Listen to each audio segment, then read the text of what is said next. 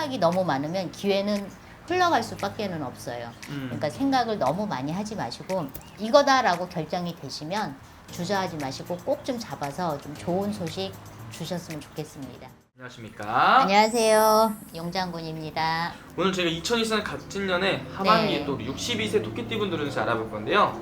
우리 62세 토끼띠분들 운세 알아보기 앞서서 이분들이 62세라는 나이까지 어떠한 또 인생의 길을 걸어오신 분들이 좀 많았을지 말씀 부탁드리겠습니다. 계묘생 분들이죠. 62세. 계묘생 분들 이렇게 보면 굉장히 이제 인생의 굴곡이라고 그러죠. 인생의 굴곡이 굉장히 많았다 그래요. 그리고 이제 계묘생 분들이 굉장히 재주도 많고 남들한테 이렇게 뽐낸다 그러잖아요. 네. 그런 것도 굉장히 많아요, 계묘생 분들이. 그러다 보니까 계묘생 분들이 이제 연예인 기질이 굉장히 다분하신 분들, 네. 이런 것도 많고, 그리고 무언가 내가 어떠한 뭐 내 재주, 예체능 쪽으로 뭐 재주가 있다든지, 어떠한 기술적으로 재주가 있다든지, 이런 것들이 굉장히 뛰어나신 분들이 많아요, 계묘생 분들이. 그러다 보니까 그런 끼를 내가 어릴 때부터 이제 잘 개발을 해서 그런 끼를 잘 이제 풀고 직업적으로 이제 살면 그나마 괜찮은데 그런 것들이 잘 안 됐다 그러면 굉장히 인생의 굴곡이 심한 거지. 잘 됐다가 또 안 됐다 이런 것들. 아 그러면 우리 이분들 같은 경우는 되게 롤러코스터 같은 인생을 살아오신 분들이 네. 많았겠어요. 네. 이 계묘생 분들이 이렇게 보면은 개 중에는 어떤 모습이 보여지냐면 정말 내 주머니에 10원짜리 하나도 없을 정도로 힘들었다 하시는 분들도 계세요. 정말. 금전적으로 그 정도까지. 네. 네. 그러면은 이분들 같은 경우는 선생님이 보시기에 이 인생 굴곡이 되게 많았다고 했잖아요. 네. 힘든 시기에 이 사람들을 우리 이 토끼띠 분들을 가장 힘들게 하는 그 원인은 어떤 원인이 가장 컸을까요? 이 계묘생 분들이 보면은 사람들을 너무 잘 믿어요. 사람들을 뭐 사업적인 거나 직장에서는 뭐 일적인 거든 뭐가 됐든 이렇게 사람들이 이렇게 얘기를 하면 계묘생 분들이 또 마음이 또 굉장히 여리거든요. 네. 그러니까 막 도와주고 싶어. 아. 그러니까 이제 막 해준단 말이야. 자기네들 이제 마음 가는 대로. 근데 이 계묘생 분들이 그러다 보니까 자기 것은 다 빼주는데 다 빼주다 보니까 정말 내 주머니에는 없는 거야. 이제 남아있는 게. 그런 게 있어요. 계묘생 분들이. 또 인덕이 없는 거네요. 어떻게 보면. 네. 아.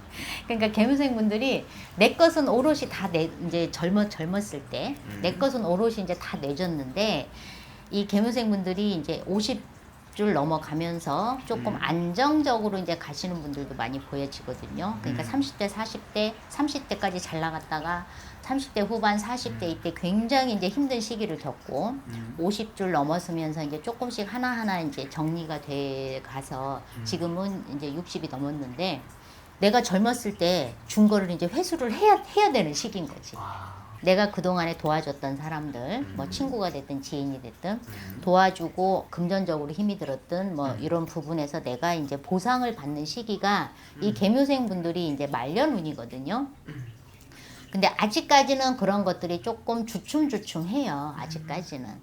그런데 이제 갑진년 하반기로 갈수록 내가 그동안에 도와줬던 부분들이 하나씩 채워져가는 시기인 거예요. 그러니까 이제 그런 사람들이 나 힘들 때 당신이 나를 도와줬으니 당신 지금 힘이 드니 내가 너를 도와줄게. 지금 이제 이렇게 조율이 되는 시기인 거죠. 그러니까 어떻게 보면 지금까지 내가 이렇게 베풀고 이렇게 행동했던 것들이 네. 이제 그런 사람들이 이제는 하나씩 나한테 되돌려 네. 준다. 네. 보답을 해준다. 네. 그러면은 되게 좋은 운기인 것 같아요. 좋은 선생님. 운기죠. 말년에 웃을 수 있는 그런 네. 거니까. 그러니까 계묘생 분들이 정말 끊임없이 굉장한 노력들을 많이 하시는 분들 중에 한 분들이거든요. 계묘생 분들이. 근데 그렇게 노력을 함에도 불구하고 또 잘 안 되시는 분들도 계세요. 끝까지. 근데 이 계묘생 분들이 그런 뒷심이라고 그러잖아요. 한 가지를 딱 추진을 하면 끝까지 쫙 밀고 가야 되는데 계묘생 분들이 그거는 조금 부족해. 근데 올해 그런 뒷심을 발휘할 때가 됐다 그러는 거죠. 그러니까 그동안에 살아왔던 노하우가 있잖아요. 뭐 사업을 했든 직장을 다녔든 뭘 했든. 그러면 그런 노하우를 지금은 이제 총 출동을 해서 내가 발산할 때인 거지, 지금. 그래야지 내가 뒷심을 발휘를 해서 끝까지 밀어붙일 수가 있고 그런 가운데서 나를 도와주는 사람들, 예전에 나한테 도움 받았던 사람들, 이런 사람들이 정말 이 사람은 내가 예전에 도움 받았으니 도와줘야 되겠다. 이 사람은 굉장히 열심히 이렇게 하니까 내가 도와줘야 되겠다. 이런 것들이 이제 자꾸 생겨나게 되는 거죠. 좋네요. 이분들은 선생님 그러면은 이 갑진년 하반기에 네. 일적인 부분에서의 이런 운기나 이런 것들도 괜찮을지. 괜찮아요. 그러니까 지금은 어느 정도 조금 이제 주춤한 상태거든요. 네. 주춤하기는 한데 요게 지금 주춤하다고 그래서 올해 1년 동안 주춤한 거는 아니에요. 그러니까 여름 지나면서부터 그리고 나서부터는 하나씩 이제 채워지기 시작을 하는 거죠. 이분들 내년 되면 또 굉장히 바빠요. 올해 하반기부터 해서 굉장히 바빠 이분들. 하반기 또 좋네요. 네. 그러면 이분들은 하반기에 새롭게 이 나이가 아무래도 이제 정년퇴임을 앞두기는 나이잖아요, 선생님. 네. 정년퇴임 하신 분들도 있으실 거고 네. 새롭게 무언가를 변화한다든지 변동을 가진다든지 내 거를 새롭게 뭔가를 또 시도한다든지 이런 네. 것도 괜찮을까요? 괜찮아요. 올해 어떤 것들 내가 이제 뭐 새롭게 뭘 해야 된다, 뭐 확장을 한다, 뭐 새로이 사업을 추진한다, 뭐 이렇게 했을 때 올 하반기에 이런 것들이 준비가 돼야 돼요. 왜 그러냐면 이 계묘생 분들이 내년부터 삼재잖아요. 네. 그러니까 삼재 되기 전에 이런 것들을 미리 조금 준비를 해서 내년에 그래도 편안하게 갈 수 있게 이런 것들을 좀 미리미리 준비를 하시는 게 좋아요. 그러니까 이런 기회들이 자주 오는 거는 아니야. 그러니까 네. 사람들마다 보면 그러면 기회가 왔을 때 그것을 빨리 내가 낚아채서 내 거를 만드느냐 그냥 흘려보내냐 하는 차이인 거지. 나는 뭐가 잘 안 돼요 그랬을 때는 그 기회를 잡지를 못하는 거죠. 맞네요. 그러니까 이분들은 이 기회가 왔을 때 확 잡고 네. 추진해야 된다.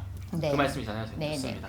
하지만 오늘 또 이렇게 오늘 말해준 게 나이만 보고 말해준 거잖아요. 네. 생년월일에 들어가서 또 점사를 봐야지 훨씬 더 정확하게 나오는 거죠. 점사가. 그렇죠. 맞죠? 오케이. 네. 마전 선생님 이분들 위해서 한 말씀도 해주시면서요. 마지막 인사도 부탁드릴게요. 계묘생분들 참 그동안에 인생의 풍파라 그러죠. 이런 풍파도 많이 겪으시면서 힘든 고비고비 잘 넘어오셨는데 그래도 이제부터는 이제 내가 노년의 인생을 살아가는 준비하는 시기거든요.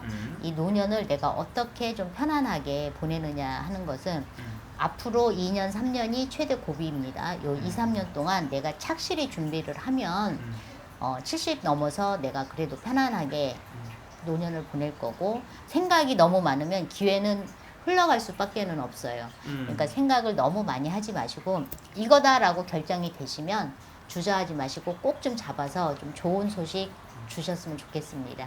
이상입니다. 감사합니다.